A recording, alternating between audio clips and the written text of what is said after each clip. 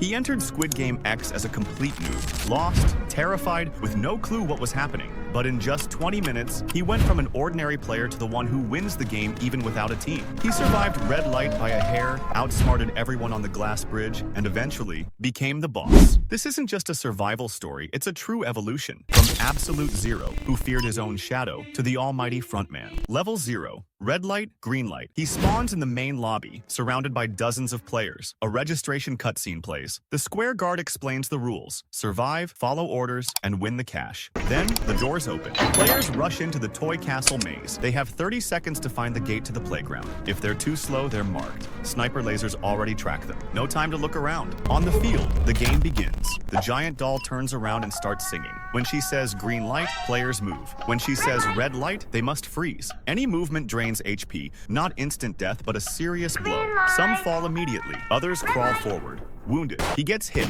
limping, but alive. He barely makes it to the finish line. The square guard announces 7 players eliminated. 34 remain. The prize pool increases to $90. Back in the lobby, player portraits light up on the floor. Only the survivors remain. A vote pops up. Continue? Of course, everyone agrees. The square guard confirms. The game goes on. Doors open again. Players dash up the stairs of the toy castle. Another 30-second maze. Fail to escape? You're out. Guards don't miss. Throughout the game, players earn points. 25 for winning a round. Those points can later be used to revive after death. But new players? They don't know that yet. Level 10. Night Brawl. After surviving red light, green light, he expected a break. Maybe a breather. A minute to regroup. Instead, the lights cut out. Total darkness. The ambient music vanished. Then a single message flashed across the screen. Night Brawl has begun. At first, he didn't move. He didn't even know what was happening until someone sprinted past and punched him in the face. The screen flashed red, minus 20 horsepower. That's when it clicked. This wasn't rest. It was a trap. One of the maniacs, a player with nothing to lose, locked onto him. Blow after blow. The only smart move? Run. He weaved through bunk beds, zigzagged across the chaos. Beds make for good cover. They block sightlines and slow chasers down.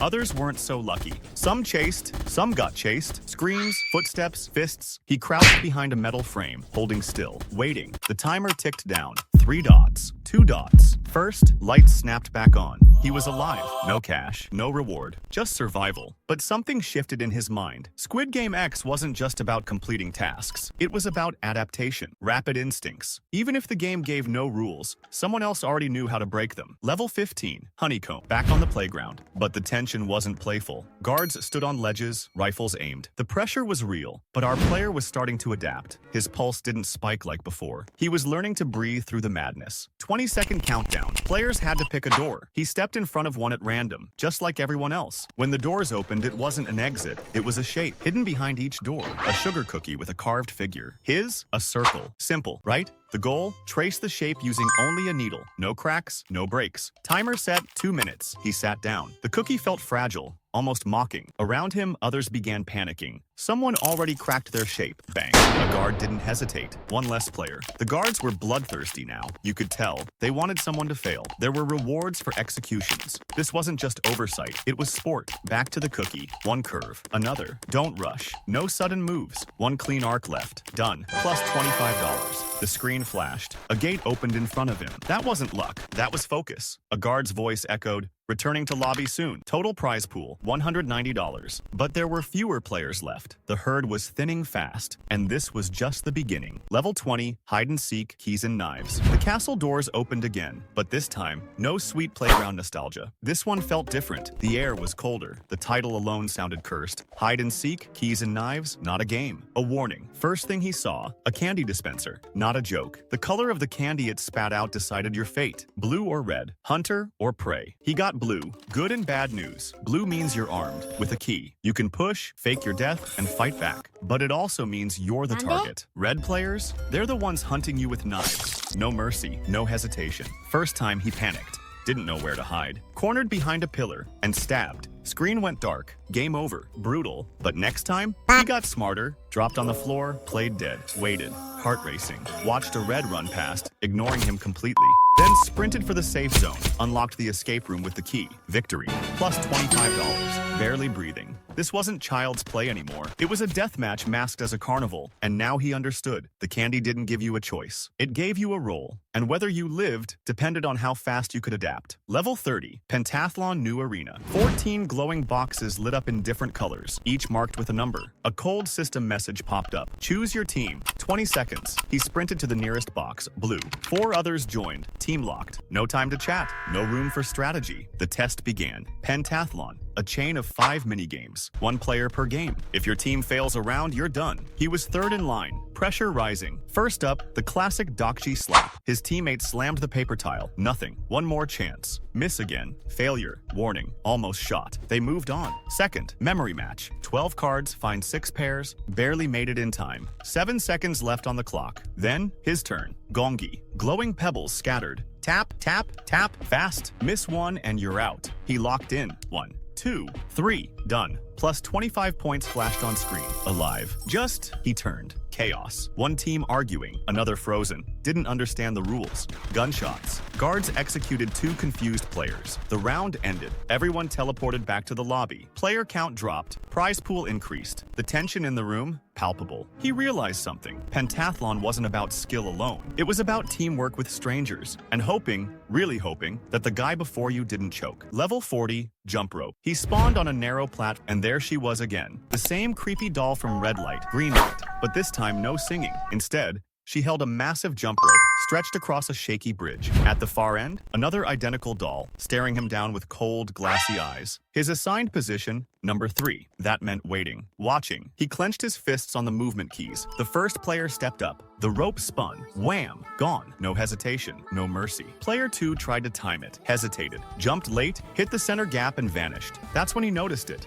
A hole in the center. The rope wasn't just spinning. It punished hesitation. This wasn't about reflex. This was about rhythm. Too early, you land in the hole. Too late, rope to the knees, and you're out. Take too long, auto-eliminated. His turn. He stepped up to the edge, heart pounding. He watched the arc of the rope. 1 swing, 2, then moved. Jump, another jump. Pause on the gap. He adjusted quickly. No time to think. Final jump. Perfect arc. He landed clean on the other side. Just 17 seconds left on the timer. No applause. No fanfare. Just a flashing message. Plus 25 points. But in his chest, a heartbeat that wouldn't slow down. Squid Game 10 wasn't getting easier. It was getting smarter. Level 50. The tug of war. Dude, this is where he gets it. Raw strength means nothing without rhythm, coordination, and, well, some yelling in the chat. He entered tug of war. Chaos around, some scared, some looking pro. He feels the rope's weight. It's all or nothing. He picked the yellows. Huge mistake. Half AFK, the rest mashing mash faster in caps. Countdown hits 0, and it's a spacebar war against gravity. One wrong move and you're plummeting. He sees his team falter. The rope stretches taut. Everything's going sideways. Yellows barely hanging on. Some already gone. Greens are a well-oiled machine. Panic starts to creep in. But he's not the level 0 noob. He's learned to breathe, time his clicks, watch the tension like a trader. Instead of panicking, he starts 1, 2, pull. 1, 2, pull. Others miraculously sync up. The momentum shifts. Greens stumble. In a desperate final surge, the yellows break through. The pit swallows the defeated. The rope slackens. Victory. Not pretty, not elegant, but damn effective. He didn't just win. He learned leadership under pressure, how to organize chaos. Still low on cash, of course. But mentally, he just exploded to a new level. This experience hardened him. Level 55, mingle another game room. In the center, a spinning platform. Around it, locked doors, each glowing a different color. Then, a message appeared. Find a room with the correct number of players. That's it. No hints. No tutorial. Just chaos. The doors flew open. Players scattered like rats in a maze. Some begged in chat. Others blocked entrances. He didn't wait, just moved. He spotted an empty room, sprinted in, slammed the door shut, and locked it. Only then did he see the round's rule. Solo. A second later, someone knocked. Too late. They'd have to find another spot. The round ended. Barely made it. The platform spun again. New rule. 2 per room. Different tension.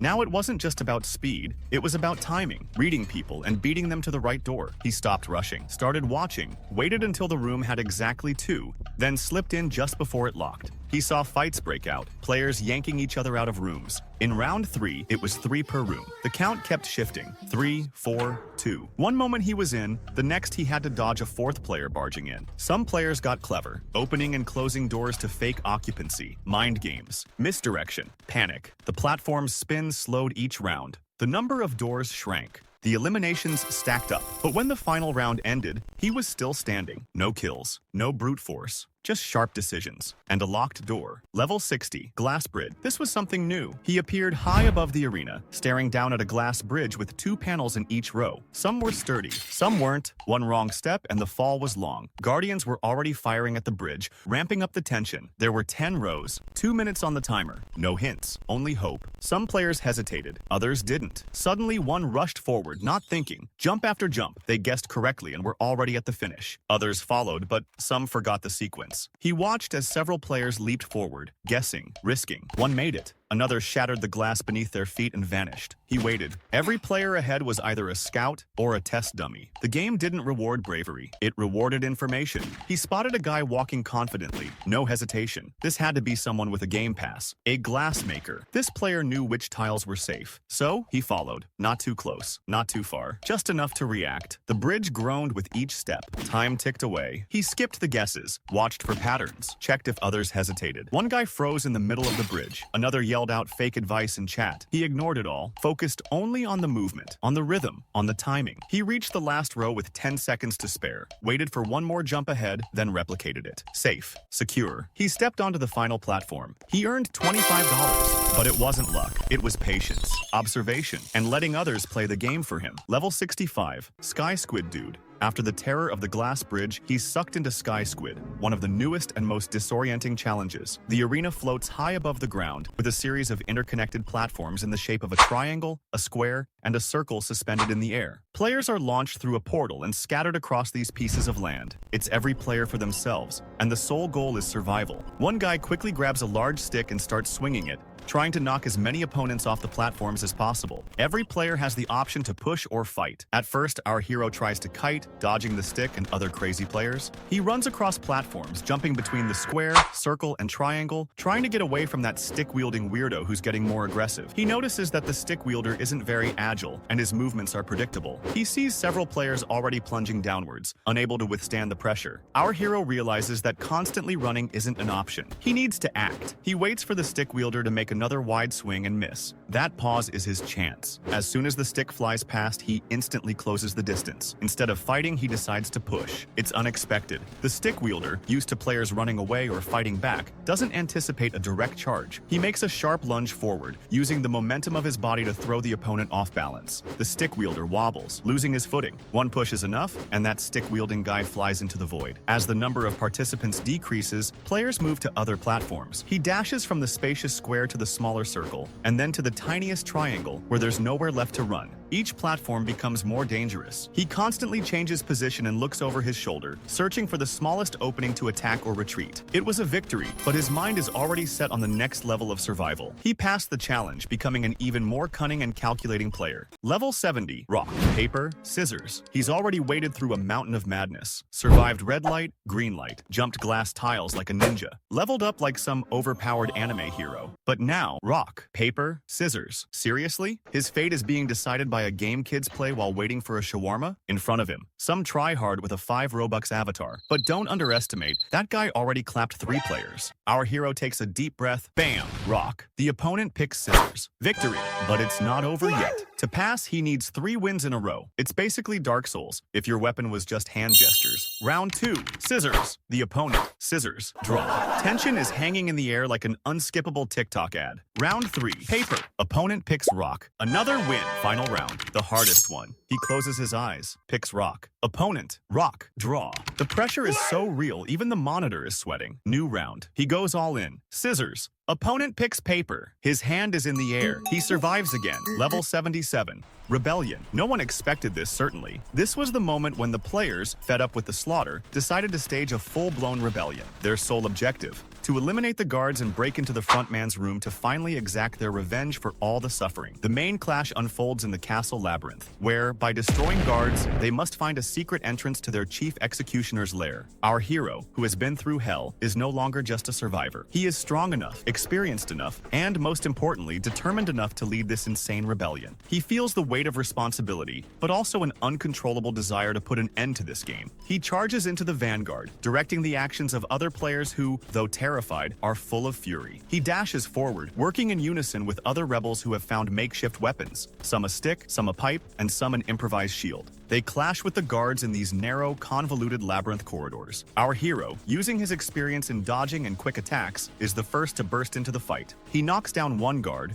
snatching their weapon, perhaps a pistol or even a rifle, and instantly uses it against the others. He shouts instructions to the rest. Block! Outflank them! Don't split up! The fight is furious. Pixels fly. Gunshots ring out. They advance meter by meter, overcoming resistance. Victory seems close. He sees light at the end of the tunnel. Perhaps it's the entrance to the frontman's room. But, as often happens in such games, the enemy forces prove to be overwhelming. Reinforcements of guards appear from nowhere. Their numbers grow, surrounding the rebels from all sides. Our hero fights to the last, but even his desperate skill cannot change the outcome. He sees his comrades fall. He understands. This is the end of the rebellion, at least for him. He takes a fatal blow, collapsing onto the labyrinth floor. The "You were eliminated" message appears on the screen once more. This time, the defeat is bitter, but it is filled with meaning. He fought not just for himself, but for everyone. This defeat doesn't break him. On the contrary, it hardens him. He realizes that to win in this system, he doesn't just need to break it, but to become a part of it, to destroy it from within. His goal changes. The next step, not rebellion, but infiltration. Level 85 Squid Game. He made it to the very end. Only a few players remained. The air itself crackled with tension. This was the final game, and it was destined to be the most brutal. He, now at level 99, found himself on the exact same game field where, way back at level 0, he was first eliminated during red light, green light. Now, this was his battlefield. In this final game, Squid Game, it all comes down to hand-to-hand combat between the last, most resilient players. He knows clearly, the best strategy here is to play defensively, never to attack first. He waits like a predator. He lets other players rush into brawls among themselves, using their aggression to his advantage. If he sees two players beefing, fighting furiously, he might intervene, land one precise blow, and immediately retreat to conserve his precious health. He focuses on perfect timing for his strikes, avoiding open confrontations whenever possible. But one of the survivors notices his passive waiting tactic and begins to intentionally pursue him, trying to draw him into an open, fair fight. He finds himself cornered, and this time, there's nowhere to retreat. He has to fight one-on-one. He instantly recalls everything he's learned about close combat. Dodging and timing decide everything. He uses his agility to subtly evade the opponent's frantic swings, and then, in the smallest opening, lands lightning-fast counterattacks. He takes his time, methodically wearing down his opponent, who begins to get frustrated and make mistakes. Every one of his strikes isn't just a button press, it's a calculation. This is a brutal but incredibly effective way to win when you're backed into a corner. He remembers that every hit matters, and precision is more important than chaotic aggression. After a fierce struggle, when his opponent finally falls, he stands alone on the field, the winner.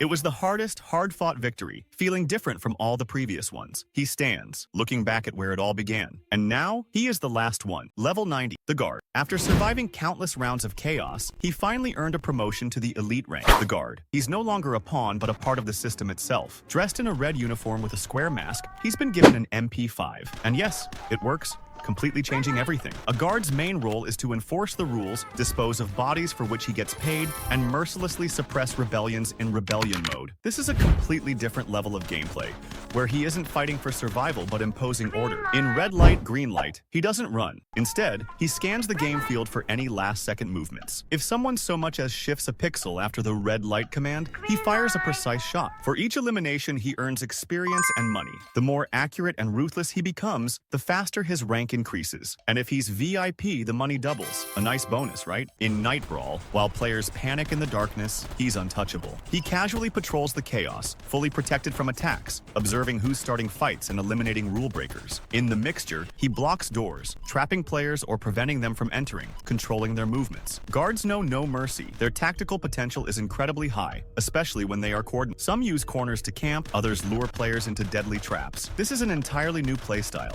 Complete control, dominance, and calculated pressure. He's no longer surviving the game. He's running it. And the fear in the eyes of other players? That's his new highest reward. Level 100, the frontman. Reaching this point means complete transformation, from contestant to enforcer to architect. As the frontman, he enters the control room, hidden from all players. He's masked, cloaked in black, and unseen. But he sees everything. Every player, every move, every statistic. He's not just watching, he's pulling strings. He selects the order of games. He tweaks the rules. He can make red light flip faster, force mingle into near impossible combinations, or rig glass with back-to-back fake tiles. In Honeycomb, he can reduce carving time. It's all live, and he decides how fair it is. With one click, he can punish slow rounds, drop extra brawls, or even skip games. The frontman doesn't fight, he orchestrates. He plays chess while others sprint. His interface includes full map view, live camera feeds, and control over every mechanic. He chooses how many survive and how fast they fall. And while he earns no cash like regular players, his influence is the real currency.